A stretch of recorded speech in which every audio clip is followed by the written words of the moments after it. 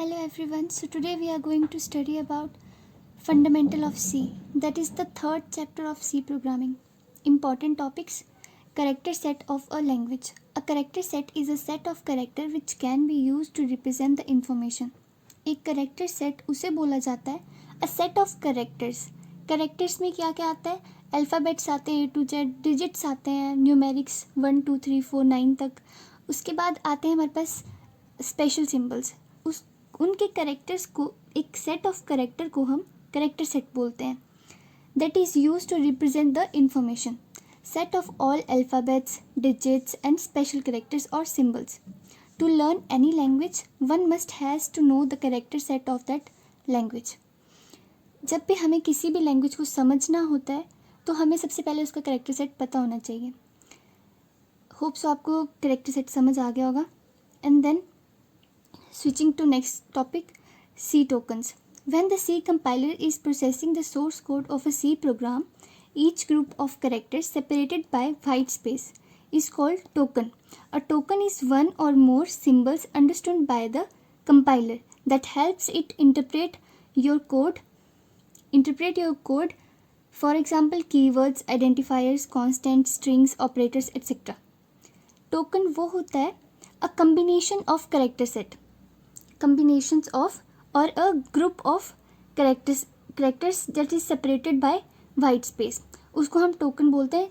सी के टोकन्स होते हैं कीवर्ड्स, आइडेंटिफायर्स, कॉन्स्टेंट्स, स्ट्रिंग्स और operators. Let's discuss keywords, constants etcetera.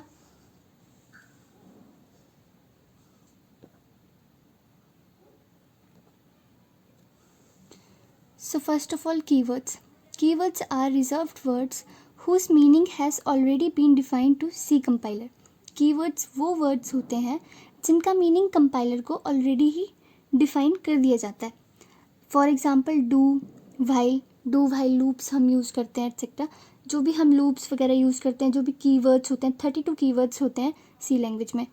Constants क्या होते हैं? Constants are expressions with a fixed value. Constants वो होते हैं जिनकी वैल्यू चेंज नहीं होती, वो फिक्स वैल्यू होती है उनकी, उसको कांस्टेंट बोलते हैं. For example -10, 30. Identifiers. The identifiers are used to identify various programming elements. Example variable names. Variable names को हम आइडेंटिफायर्स बोलते हैं.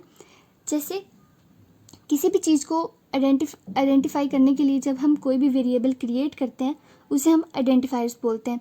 लाइक सम कर दिया, sum equal to a plus B जैसे हम यूज़ करते हैं, इनको इसमें सम जो है वो आइडेंटिफायर हुआ हमारा. उसके बाद आते हैं स्ट्रिंग पे. String is a sequence of characters. Sequence of character को हम स्ट्रिंग बोलते हैं. एग्जांपल किसी का नाम हो गया, कोई भी वर्ड हो गया, उसे हम स्ट्रिंग बोलते हैं. उसके बाद आते हैं हमारे पास special symbols other than the alphabets and digits are and white spaces.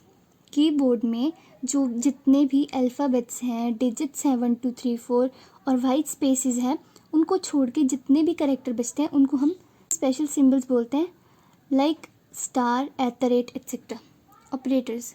A symbol that represent a specific mathematical और नॉन मैथमेटिकल एक्शंस. ऑपरेटर्स उसको बोलते हैं वो सिम्बल्स जिनको हम रिप्रेजेंट करते हैं किसी भी स्पेसिफिक मैथमेटिकल और नॉन मैथमेटिकल टास्क और एक्शन को परफॉर्म करने के लिए. Like increment. When we use loop in C programming, जब भी हम कोई भी प्रोग्राम लिखते हैं और इंक्रीमेंट को यूज़ करते हैं, और ये भी ऑपरेटर होता है. उसके बाद परसेंट, कोई भी परसेंट निकालना हो, हमने कोई भी कैलकुलेशन परफॉर्म करवानी हो, वो हम ऑपरेटर्स के थ्रू करवाते हैं. उसके बाद आता है हमारा next topic, constants. So what are constants? Constant is a quantity that does not change with the execution of the program but remains same throughout the whole program execution. Constant वो quantity होती है जो पूरे programme के execution के time पे change नहीं होती but remain same throughout the whole program execution. Same रहते उसे कांस्टेंट बोलते हैं. For example 2011 20.25 India. This one is the integer constant, this one is the floating constant, and this one is the string constant. So there are 4 types of constants: integer constants, real or floating constants, character constants, string constants. Integer constants जो होते हैं वो 2 bytes of memory contain करते हैं, और these are in the form of negative में भी हो सकते हैं, प्लस में भी हो सकते हैं, और जो भी प्लस में होते हैं उनको हम विदाउट प्लस के साइन से जितने भी डिजिट्स होते हैं इंटीजर्स, उन सभी को हम पॉजिटिव इंटीजर्स काउंट करते हैं. उसके बाद आते हैं रियल और फ्लोटिंग कॉन्स्टेंट्स, जिनमें डेसिमल होता है, उनको हम फ्लोटिंग कॉन्स्टेंट्स बोलते हैं. उसके बाद आते हैं हमारे पास करेक्टर कॉन्स्टेंट्स, जो सिंगल करेक्टर मतलब सिंगल कोटेशन में जो होते हैं उनको हम करेक्टर कॉन्स्टेंट्स बोलते हैं, जो 1 बाइट कंटेन करते हैं. उसके बाद आते हैं हमारे पास स्ट्रिंग कॉन्स्टेंट्स. स्ट्रिंग कॉन्स्टेंट्स होते हैं जो डबल कोटेशन में लिखे होते हैं और जो लॉट ऑफ करेक्टर से मिलके बनते हैं, उसको हम स्ट्रिंग कॉन्स्टेंट बोलते हैं. So our next topic is variables. Variable is a name given to memory locations where different constants are stored. Variables एक memory location का नाम होता है जहाँ पे different type of constants को हम store करते हैं. For example, z equal to 2.5 into x plus 1 into y plus 19. अब इसमें variables हैं हमारे z, x, y, जिनमें constants store होंगे. x, y, z are the variables which may vary during execution. ये वेरी कर सकते हैं एग्जीक्यूशन के during, because these are not constants ना, these are variables. And the next identifiers and keywords. So identifiers are the names given to various elements of program such as variables, functions, arrays, structure, union etcetera. Identifiers वो होते हैं जो जिनको नाम दिए जाते हैं. फॉर एग्जाम्पल वेरिएबल्स हो गए, फंक्शंस हो गए, एरेज हो गए, स्ट्रक्चर हो गए, उनको हम आइडेंटिफायर्स बोलते हैं. तो these are examples of identifiers are area, sum, mark, D1, D2. मतलब इस तरह से हम लिख सकते हैं आइडेंटिफायर्स को. कैप्स लॉक में लिख सकते हैं, विदाउट कैप्स लॉक लिख सकते हैं, कैपिटल लेटर और न्यूमेरिक लिख सकते हैं, स्मॉल कैपिटल एंड न्यूमेरिक के साथ लिख सकते हैं. उसके बाद आते हैं हमारे पास keywords. Keywords are the reserved words that have standard predefined meaning in C. अब इसको समझते हैं. Keywords वो होते हैं जिनका पहले से ही C कंपाइलर को, C का जो हमारा कंपाइलर होता है उसको पहले से ही उनकी डेफिनेशन पता होती है. जब हम उनको यूज़ करते हैं तो हमें उन्हें इलेबोरेट करने की ज़रूरत नहीं पड़ती है, उसके मीनिंग पहले से ही डिफाइंड होते हैं हमारे कंपाइलर के पास. The words whose meaning is already defined to C compiler are called keywords. उनको हम keywords बोलते हैं. There are 32 keywords available in C language.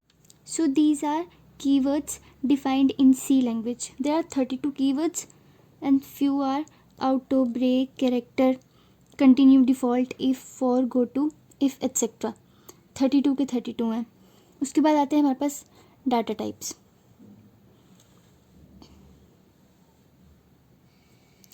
Data types are the declaration for variables. जब भी हम वेरिएबल्स को डिक्लेयर करते हैं तब हम डाटा टाइप्स का यूज़ करते हैं. This determines the type and size of data. Data types हम यूज़ करते हैं ताकि हम साइज़ और टाइप डिफाइन कर सकें कि किस टाइप का डाटा है और ये कितना साइज़ लेने वाला है, associated with variables. For example int name. अब इंट हो गया इंटीजर, नेम हो गया हमारे पास वेरिएबल. अब इस वेरिएबल में हमारे पास किस टाइप का डाटा स्टोर होगा वो डिफाइन करता है ये डाटा टाइप. अब यहाँ पे इंट है, इट मीन्स इंटीजर, तो इसमें होंगी सारी न्यूमेरिकल वैल्यूज़ पुट होंगी, कोई भी डेसिमल वैल्यू नहीं आएगी. So name is a variable of int integer type. नाम जो है वो वेरिएबल है और वो इंटीजर टाइप का है. This is an example. उसके बाद आता है हमारे पास डाटा टाइप्स. हमारे पास 3 टाइप के डाटा टाइप्स होते हैं: primary data types, secondary data types end user defined data types. So primary data types वो होते हैं जो सिस्टम में पहले से डिफाइंड होते हैं. इंट हो गया, फ्लोट हो गया, कैर हो गया, वॉइड हो गया, इंटीजर, फ्लोटिंग एंड कैरेक्टर वाला. उसके बाद आ जाते हैं हमारे पास सेकेंडरी डाटा टाइप्स. इसमें हम एरे बनाते हैं, स्ट्रक्चर बनाते हैं, यूनियन बनाते हैं, पॉइंटर्स बनाते हैं. उसके बाद आते हैं यूज़र डिफाइंड, जो यूज़र खुद डिफाइन करता है. यूज़र खुद भी डाटा टाइप्स बना सकता है. उनको हम बोलते हैं यूजर डिफाइंड डाटा टाइप्स।